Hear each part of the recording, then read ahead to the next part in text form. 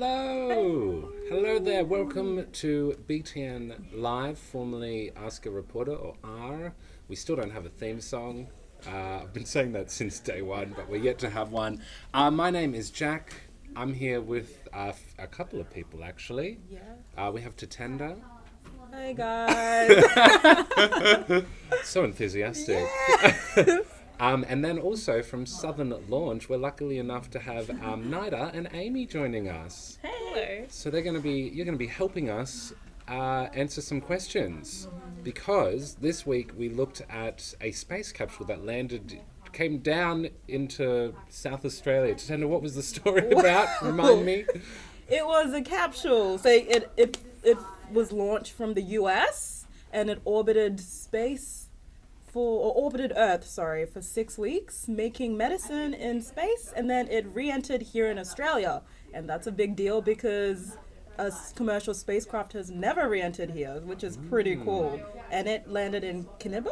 Yep, and that's a really big test range, so you guys would know more about it than me. Yeah. Do you want to tell us a bit about what involvement did Southern Launch have? Yeah, okay. So Southern Launch, we operate 2 spaceports here in South Australia, one near Port Lincoln and one up near Kaniba. And like Tatenda said, this was the first time a commercial spacecraft has entered a commercial spaceport in the world. So it was a world achievement, and it kind of signals what's happening with the space industry. It's less government and more led by companies, which is really exciting.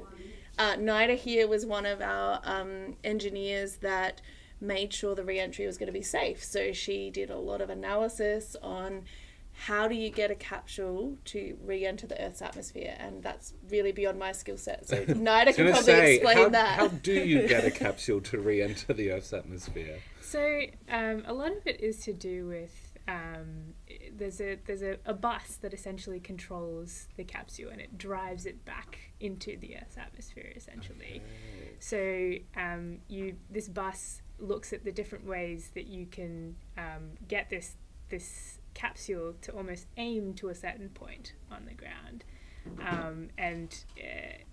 it aims that, it then shoots into the ground, and you re-enter at some angle in the Earth's atmosphere. The part that Southern Launch then comes into is making sure that re-entry is as safe as possible. So we want to make sure that it avoids anything that might be, an important building or, people that are around. You don't want to ever hit any of those things. And so we're part of making sure that it's as safe as possible when it actually comes back down onto the ground. I'm going to jump in because Abby from the classical school, which sounds very fancy, Abby actually just asked, how do they land? So how do you, we know you've explained how to get it into a certain spot, but what happens once it's hurtling towards Earth? Yeah, so... Does it just do that? Does it just hurtle? Kinda, yeah. Yeah, so for most of its flight, once you've had that initial bus pushing it back in, it does just hurtle. And that bus that was controlling that capsule actually sort of disintegrates in the atmosphere whilst this capsule is coming down. So this capsule is on its own, it's hurtling down. And then when it gets to the last, couple of kilometers before it's down onto the ground, a parachute comes up and it comes down under parachute. Okay. I was going to say, surely there's a parachute in there. Yeah, somewhere. So that's that last Gotta bit keep that slows it down. Gotta keep it safe. But yeah, it did take a while to land. We were watching and the data come in, and it sat at about 100 meters, so the wind must have caught the parachute, and it was just dancing around out there for a bit before it landed. There you go. I feel like I want to go to Matilda and Sunny from Prospect Primary. Hello there. How heavy is the capsule? Yes, it was only 90 kilos. So only? That's pretty light, I guess, yeah. It's pretty light in the scheme of things in space technology, so it's about as big as the table in front of us, I would say. 90 kilos, and on board it had lots of different things, including a little robot, which we can explain what that was doing. Yeah, you can tell us. I think there's... And while you're doing it, I'll look for the question related to the robot. Oh, here. Amelia from Hamilton Public School asked, who made the code for the robot? and made the medicines in space. So that's what the robot was doing. It was making. Yeah. There So you we go. did this mission with an American company. So they're based in Los Angeles. And they are looking at ways to develop medicine in space. And so the reason being is when you're in a zero gravity environment or a vacuum, you can create medicine in a different way to what we can ever achieve on Earth. So the code was written by the US company, which is called VADA, and they programmed the little robot that was on board. So the robot's job is to change the temperature of the medicine in space, and that creates a different crystal formation of the drug, which then reacts with our bodies in a better way, we hope. So rather than needing to have lots of medicine, you might only need to have a little bit if the drugs are made in a more pure state off in orbit. Okay. I'm picturing in my head like a really just little robot being like boop boop boop, Yeah. like pressing controllers. I definitely had that in my head, and then they sent me a photo, and I was like, oh. What is it then? Just like a nothing, not anything like that. No, I think it has little arms on the inside, Okay. but it's obviously VADA's technology, so we're not allowed to see like the inside, but we got to see the outside of it. So how did it know what to do? Like, how did it know how to make medicine? Yeah, so people on Earth would have programmed the robot ahead of time, and every time, Nida can probably answer this, a satellite passes ground stations on Earth, and that's how we communicate with them. I'm not sure how often they would have communicated to it. Yeah, so again, not too sure how often they would have communicated to it, but when it's in orbit, it does pass over the Earth, multiple times every day. Every And so- 90 minutes, Yeah. it was doing a lap of Earth, which is pretty Yeah. wild. And so at each of these points, you're actually able to talk to the satellite. So the people on the ground will, push up their bits of code, and that will tell the satellite what to do. Often there's already existing code on board the satellite or the capsule in this case, and so it's able to do some of its processes on its own without a lot of help. Yeah. Nice. I want to go. Richard from Rendlesham Primary School. Hey, Richard. Asks, how long was it in space for? How long was it up there? Doing its 45 thing? days. So 45 days. it launched with SpaceX in California on January 15, I think. And then we welcomed it back to Earth on February 28. Really exciting. The W3 capsule is about to launch with SpaceX in the next couple of days. So there'll be another one coming back to Earth really quickly. And was that how long it was meant to be up there, or was it a Sonny and Butch moment of? No, so their first mission was a Sonny and Butch moment. It got Okay. stuck up in orbit for 9 months because they were trying to bring it down in the US. And as Nida mentioned, we want to make sure these missions are incredibly safe. So we actually have to shut down the airspace. So planes can't fly across where we're bringing this capsule down. In the US, you can imagine trying to shut down a bit of airspace with all those planes flying over the top is really difficult. Whereas out near Ceduna, there's a few less planes flying over, and they've got room to go around. So 6 weeks was pretty good. We're hoping the next one might only be 3 weeks. They don't actually need that much time up there to make the medicine, which is pretty impressive. There you go. I think someone asks up here about the type of medicine. Did you have it there? What type of medicine there was? It should be. I did read that question. Well, anyway. Yes, here we go. Felix. Felix from Oh, UCA Future Learning asks, what are some types of medicine that are only possible to create Oh. in space? Oh, that's a really interesting question, and probably beyond both Nada and I's knowledge.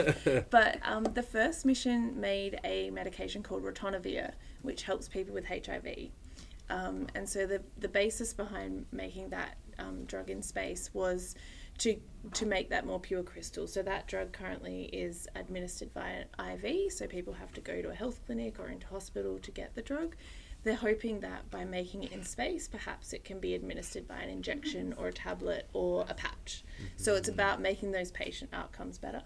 On the W2 mission, again, we don't know precise details, but I do know that one of the drugs was actually going to help with a childhood disease, which is great for kids out there.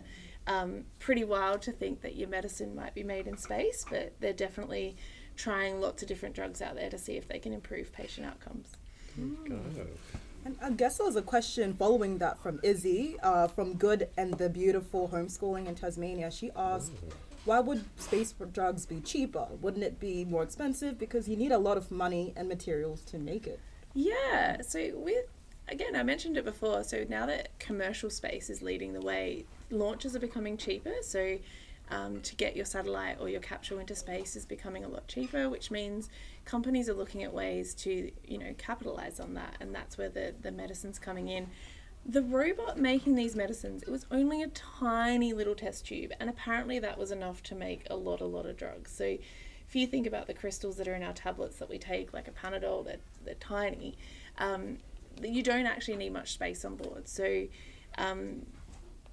they're looking at, drugs that are going to make the most money at the moment. But then as these return capsules, so we're already expecting the next one in 4 weeks. If we're having one land every week, you can see that you could make a lot of medicine in space. So it's about that cadence and the launch prices coming down. Wow. I'm going to go to, where are we? Grace, who says, how big are they? Please pick me. And Grace is from Kingsway Christian College. So I guess they're asking how big was the capsule.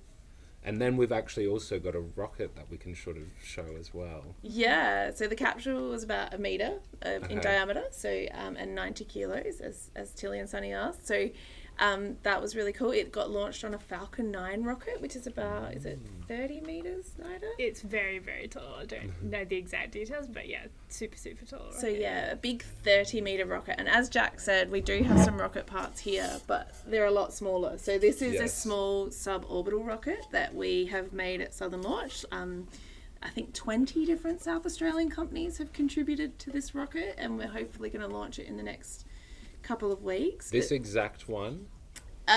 We did still, yeah. So I'll quickly write my name on it. I think that's a great idea. You this? can touch this, definitely. Oh, just to show. Wow. And this rocket is kind of how these things start. So this is called a suborbital rocket, and you'll use it for microgravity experiments. So VADA would have started out working out if they can do medicine in space by doing a suborbital mission and testing out the medications in a zero gravity environment, only for about, is it a minute they get up there? Neither, I'm not. Yeah, very, very short, but it's how it all starts. Jack's having fun with that piece. Hello. I feel like Nida might give to Tender this piece because Jack and I can lift Abby up easily. Oh, this is heavier than it was. Yeah, this is heavier than it looks. Why is it so heavy? Yeah, so... Does that part go on here? Yes. It does go into You're a the rocket yeah. engineer, Jack. Look, maybe. Maybe not.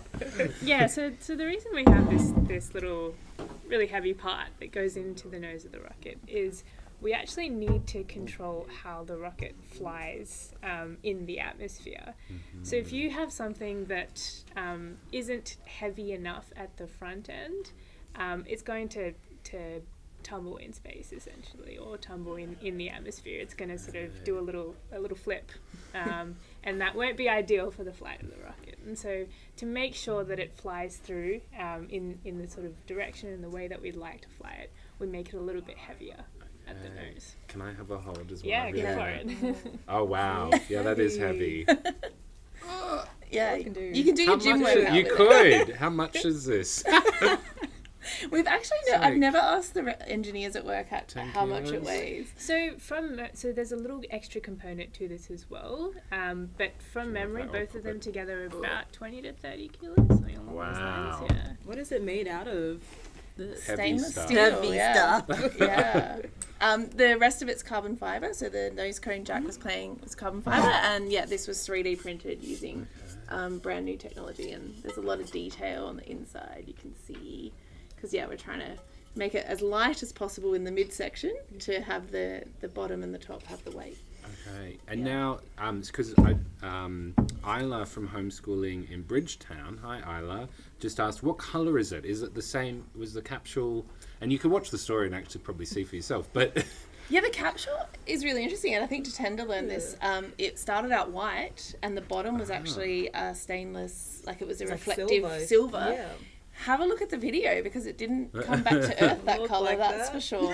Do you have to pick specific colours, or can you make this in any colour you want? Is it customizable? We make it pink next time. It's actually really interesting. So we launched a rocket last year for a German company that were testing out a new fuel, which was actually candle wax. And I'm sure you all have candles at home and you know what happens if they get too hot. They had to paint their rocket white to reflect the heat because they didn't want the rocket getting too hot on the launch pad because the candle wax would then melt. So colour does have an impact on how the rocket can perform. The big NASA ones, they didn't actually paint their boosters because it would have added too much weight to the rocket. So the paint would have. Oh, okay. It's wild to think of. So the Capsule was white because we knew it was landing in the Aussie outback with the red dirt and the green trees. So we thought white would be the best thing to spot it. But yeah, colour can actually have a big impact. I'm not sure why our team chose black. I think it's because it's carbon fibre, but maybe we can put in a request to put some BTN stickers on it or, add some colour to it. Purple. Yes. I'm just going to have a little break from questions just because I want to read these from Laughing Kookaburra. How did you send these in, Kookaburra, who is homeschooled? They're just some jokes and they're space themed. So, are you ready? Yes. How do you organise a space party? You plan it. Love it. You plan it. Why didn't the son go to school? Jack's already laughing. So. He already had 1 million degrees. Okay, yeah. I wish I could laugh like a kookaburra. I know. Really round this out. Let's not try that. Where would an astronaut park his ship? Oh, I feel like I've read this one. Yeah, but... I'm actually trying to think about this one. At a parking meter. Oh, I guess parking meter. yeah. There you go. Okay. Yeah. Thank you, Laughing Kookaburra. really good. And Laughing Kookaburra says 3 more jokes next week too. So Okay. thank That's you. so We will planned. be looking out for those. I just wanted to go down because we've got quite a few questions coming in. So Abby from Hillsborough Public School asked, who invented the first rocket? Does anyone know that? Oh, wow. Invented the first rocket. Yeah. I feel like Abby could do some great research on that. It's German? So from I don't know. If this We'll is the defer right to the one, rocket but scientist. Werner von Braun, I think, I may be wrong, but was that German rocket scientist. That Yeah. Okay. It kind of came out of World War II. Mm-hmm. And then there was the space race, of course. So America versus Russia, who was going to get to the moon first. And that's really what accelerated space technology. And then there's kind of been a lull, when I was a kid, it was the space shuttles, and then the space shuttle got retired, so there was a lull in there, and then SpaceX has really stepped up into that field now and is leading the way. There you go. Well, you might, and we can always go and have a look at that one, but Nate from Hillsborough Public School wanted to know, how much fuel does a rocket need? Oh, this is an A item. lot? So it really depends on what you're trying to launch. So think of rockets as basically this massive bit of transport, but instead of trying to transport things on the ground or in the air, we're going to space. And one of the biggest things with trying to get to space is trying to control the mass of whatever that you have that you're trying to send up into space.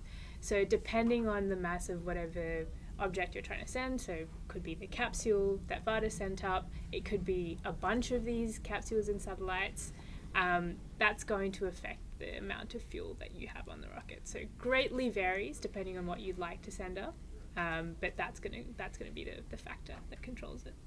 There you go. Kind of like, I imagine, how planes work. Yeah. They work out how far they've got to go and what they've got to carry. And they do it. I keep noticing behind us there's a... We're we re-entering the Earth's atmosphere. Yeah, is that what's here. happening? Yeah, so this is footage from the capsule as it re-entered Oh, is it? the Earth's atmosphere, and it's actually the atoms of the air splitting to make the flames. It's not actually Wow. something catching on fire. So it came in at 31,000 kilometers per hour. So Whoa. super duper fast. And yeah, It's really I cool. think, actually, speaking of that, Bianca from Holy Spirit Primary, hey Bianca, wants to know, how did the bottom part get so hot? And that's got to do with this, doesn't it? Yeah. The Earth's atmosphere burnt it to a crisp. We call it the perfectly toasted marshmallow, although it was a bit black for me this one. It's a burnt marshmallow. It was a burnt marshmallow this time. The atmosphere, it got hotter than the surface of the sun. I think Jatenda mentioned that in the story. So we worked with the heat shield on board. It was actually a NASA heat shield, and they were testing new technology, because in the past we haven't really been able to test heat shields properly. You just put a lot on there because you want to keep people safe, but do we actually need as much heat shield on there as we think? So being able to do these capsules where there's no people on board and they're coming in regularly, we'll be able to work out what sort of heat shield we actually need for future missions and maybe reduce the mass, like the weight of these things coming in, and maybe more people can go on board and all those sorts of things. So There you go. Well, so we've seen it entering, but I believe we've got a video of the rocket launching, and I've also got a question from Amelia and Stella from Hillsborough Public School. How do rockets blast off? So I don't know, are we able to show the video while we answer that? I can give a Do you want to talk while it's happening? Yeah, why not? Yeah. Okay, hang on a sec. Where- So there's we could start answering now 3 anyway. different types of rocket engines. Okay. So there are called solid rockets, which combine a solid fuel and a solid oxidizer.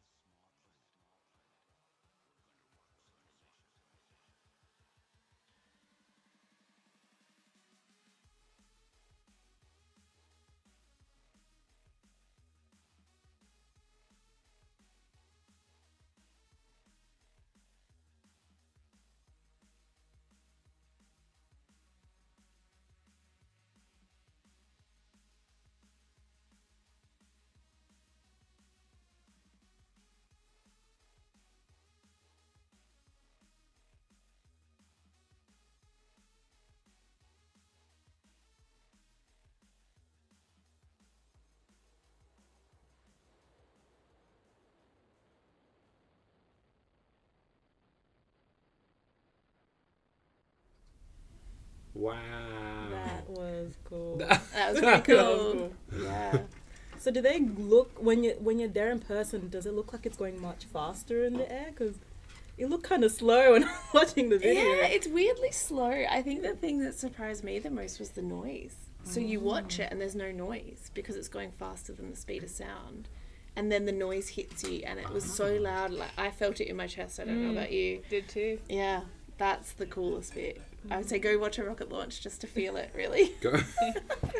Are people allowed to go and watch rocket launches? Yeah, that Oh. launch there, we had the entire Kinniba Aboriginal school out there watching as part of their lesson. So they're pretty lucky to have a spaceport next door. I think it was about 400 people out there watching that one. Wow. Yeah. Do they have to wear like protective anything, or are they far enough away? We're about 4 kilometres away from the launch Okay. pad where you watch it from. So you're So super... binoculars are encouraged. Definitely, definitely. And Nida, so you're a rocket scientist, right? Something along those lines. So, well, can you explain what your job is? Because I'd love if you guys could send in all your questions about rocket science, because Nida, that's basically her job. So can you explain what you do? Yeah, so as I mentioned before, a large part of our job at Southern Launch is to make sure that when either rockets go up or capsules or satellites come back down, that they re-enter in or launch in the safest manner possible. So to make sure that this happens, to make sure that it doesn't land anywhere it's not supposed to land, we'll actually model each of these rockets or capsules, and we'll model where they go when they are launched or returned.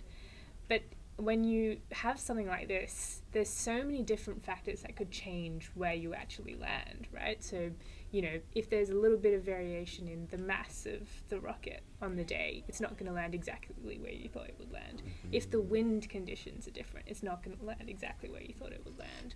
So a huge part of our job is to make sure that we account for all of those different variations in your fuel, in your mass, in your wind conditions. If the nose falls off, like NIDA has to think of everything. Yeah, and that's just, as I was saying earlier, if everything goes well, like Amy said, if something goes wrong, we have to account for that as well. So if something falls off in flight, if the rocket explodes in flight, where is it going to go?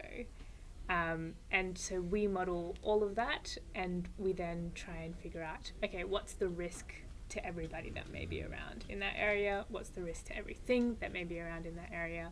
And that has to be really, really, really low for us to be able to launch this rocket. Feels like a big responsibility. It really is. So on one of our missions, NIDA was changing the angle of the rocket dependent on the wind, and so she was doing calculations right up until the last 10 minutes to make sure this rocket was positioned in the perfect way possible to get the right trajectory. It's pretty awesome to see.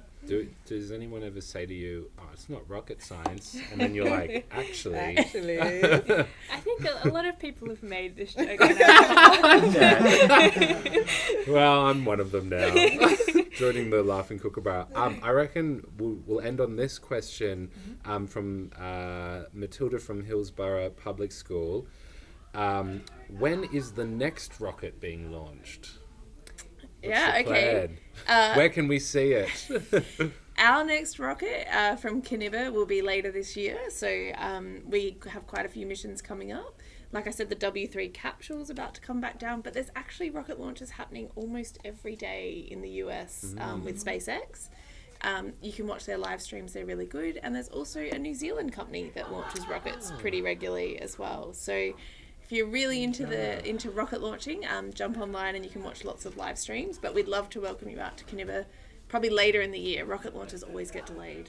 So that's the downside of our job, is there's always a delay. Yeah. Wow. Well, there you go. So the end of the year, keep your eyes out. And will that be on your website? Yes, yep. Social media, website. You can keep track of it all. I hope, some of you get enthusiastic about going and get out there to see them. Thank you so much for coming in and taking time out to chat with us and help answer things that we would never be able to answer. And bringing all of this bringing some rocket parts, always fun. So cool. Very cool. And thank you all for sending in your questions. That was great. And that brings us to the end of BTN Live. But we'll be back next week. We'll be talking about the ocean, under the ocean. You're going from the space to under the ocean. Yes, okay. From space right down to the depths of the ocean. The ocean census has taken place, so there's a lot of weird sea creatures that have been discovered. But yeah, thanks guys. Thank you. Have an awesome weekend. We'll see you later. See you guys. Bye. As you enter the atmosphere.